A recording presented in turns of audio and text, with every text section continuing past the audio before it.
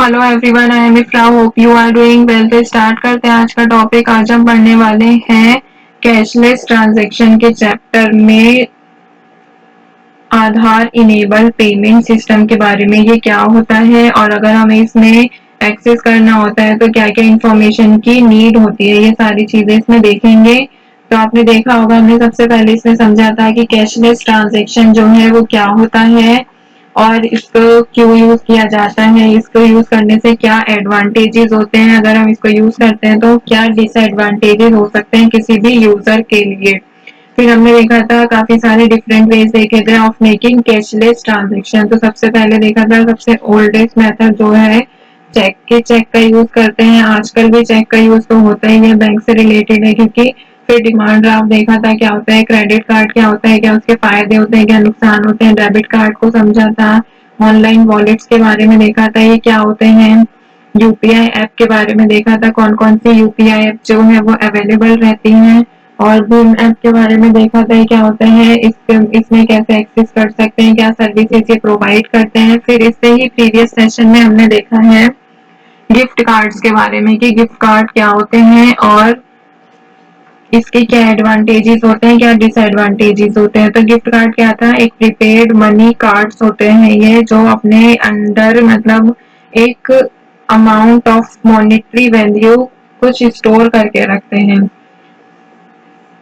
और ये कौन इशू करता है, ये बैंक या फिर कोई भी रिटेलर जो है गिफ्ट कार्ड को इशू करता है किसी भी यूजर को। हम इसके लिए बैंक से रिक्वेस्ट भी कर सकते हैं, फिर हमारे पास जो है after the verification gift card जो है हमें रिसीव हो जाते हैं।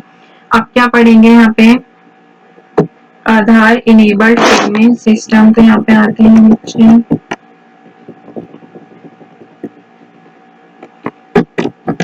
हेडिंग डालेंगे आधार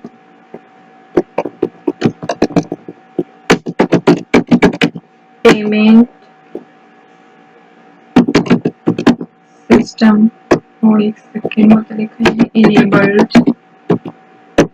ठीक है। तो ये क्या है, आधार इनेबल्ड पेमेंट सिस्टम, इसको शॉर्ट में क्या बोलते हैं, AEPS। तो ये जो AEPS होता है ये क्या होता है, सबसे पहले ये समझते हैं। तो यहाँ पे लिखेंगे it is a method to take out money from a bank account.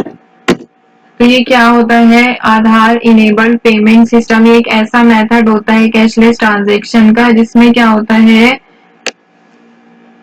कि अकाउंट से पैसे निकालने के लिए इसका यूज किया जाता है। बैंक अकाउंट से जब भी हमें मनी निकालना होता है तो हम आधार इनेबल्ड पेमेंट सिस्टम का जो है यूज करते हैं। तो देखते हैं, this method does not require your signature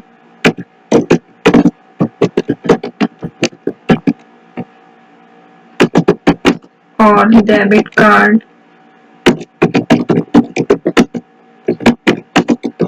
to get money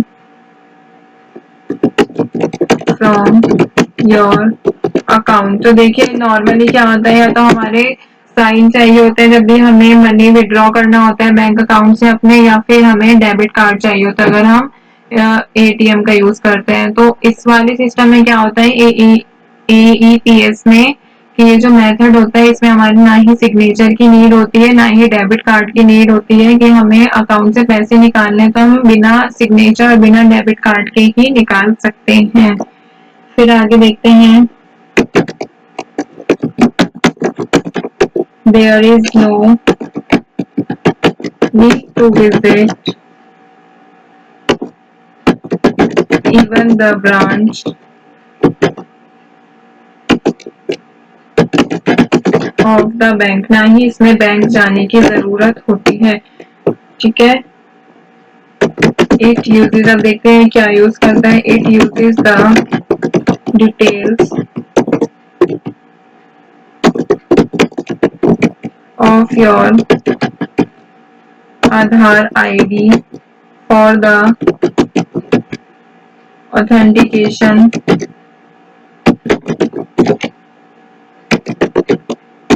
purpose.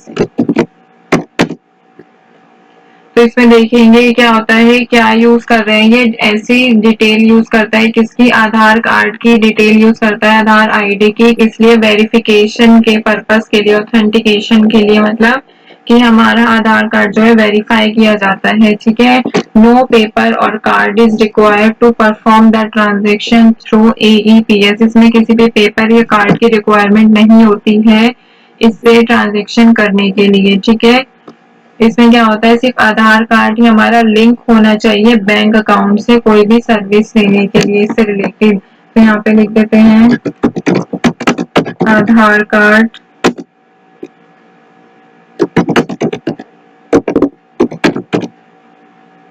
must be linked with your bank account to avail this service. इस सर्विस का एईपीएस का यूज करने के लिए दोनों आधार और बैंक अकाउंट लिंक होने चाहिए, ठीक है। अगर ये जो लिंक नहीं होते हैं बैंक अकाउंट तो ये जो एईपीएस है वर्क नहीं करेगा। अब ये तो बात हो गई क्या होता है, क्या इसमें जरूरत होती है, किस चीज की जरूरत नहीं होती है। आप देखते हैं कुछ ऐसी इंफॉर्मेशन जो इसको जब हम ट्रांजेक्शन करते हैं इससे तो क्या क्या की जरूरत होती है। तो यहाँ पे लिख लेते हैं first one is Aadhaar ID number, bank IIN का मतलब क्या है, इशुअर आइडेंटिफिकेशन नंबर या फिर उसका नेम, यहाँ पे मैं नेम भी लिख देती हूँ। फिंगरप्रिंट चाहिए होते हैं,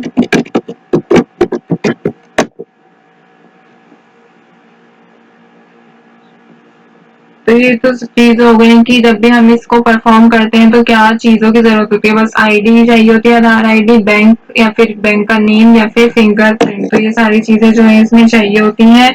अब बात करते हैं कि कौन सी बेसिक ट्रांजेक्शन हम इससे कर सकते हैं एईपीएस से। तो हम बैलेंस चेक कर सकते हैं, विड्रॉ कर सकते हैं कैश को, या फिर फंड को ट्रांसफर कर सकते हैं किसके थ्रू, आधार के थ्रू। तो यहाँ पे सर्विसेज कौन सी प्रोवाइड करता है, सर्विसेज प्रोवाइडेड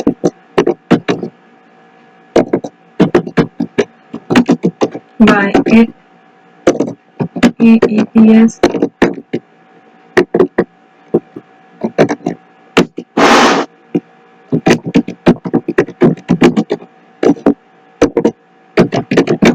चेक कर सकते हैं, बैलेंस डिपॉजिट कर सकते हैं, अमाउंट कैश कुछ भी लिख सकते हैं, विड्रॉ भी कर सकते हैं और ट्रांसफर कर सकते हैं थ्रू आधार, ठीक है। ये सर्विसेज जो है इसके थ्रू की जाती हैं। अब आता है कि कौन सी पार्टी जो इन ट्रांजेक्शन में इन्वॉल्व होती है, तो वो मैं ऐसे ही बता देती हूँ कौन सी पार्टीज इन्वॉल्व होती है। कस्टमर जो होता है बैंक का, या फिर जो एईपीएस की फैसिलिटी देता है, मतलब कि कॉरेस्पॉन्डिंग बैंक भी आता है इसमें, और the bank that is associated with the banking, मतलब दोनों बैंक आते हैं कि कौन से बैंक में हमें ट्रांसफर करना है और किस बैंक से जो है ये सर्विस की दी जा रही है, ठीक है। फिर आता है कुछ इसके एडवांटेजेस की, कैश विड्रॉ कर सकते हैं, बैलेंस की इंक्वायरी कर सकते हैं, डिपॉजिट कर सकते हैं, फंड्स का ट्रांसफर कर सकते हैं आधार टू आधार पर, ठीक है। और किसी इंफॉर्मेशन की इसमें नीड नहीं होती है, ना ही कोई रजिस्ट्रेशन की इसमें जरूरत होती है। तो यहाँ पर हमने क्या देखा है कि आधार इनेबल्ड पेमेंट सिस्टम क्या होता है, कौन सी सर्विसेज ये प्रोवाइड करता है और इसमें कैसी इंफॉर्मेशन जो है चाहिए होती है अगर हमें इसके थ्रू जो है ट्रांजेक्शन करनी होती है, ठीक है। तो यहाँ पर ये वाला जो टॉपिक है एईपीएस का होता है कंप्लीट। नेक्स्ट सेशन में हम क्या देखेंगे, अनस्ट्रक्चर्ड सप्लीमेंट्री सर्विस डेटा क्या होता है और ये क्या सर्विसेज जो है प्रोवाइड करता है, और आरटीजीएस और नेफ्ट के बारे में देखेंगे कि दोनों में क्या डिफरेंस होता है और क्या दोनों जो है अलग अलग करके, मतलब एनईएफटी क्या होता है और आरटीजीएस क्या होता है, दोनों क्या सर्विसेज जो है प्रोवाइड करती हैं। बस ये 2-3 जो हैं डिफरेंट वेज बचे हैं कैशलेस ट्रांजैक्शन के, बाकी तो हमने मोस्टली कंप्लीट कर लिया। उसके बाद ये वाला चैप्टर भी कंप्लीट हो जाएगा। मिलते हैं नेक्स्ट सेशन में। Stay tuned and thank you.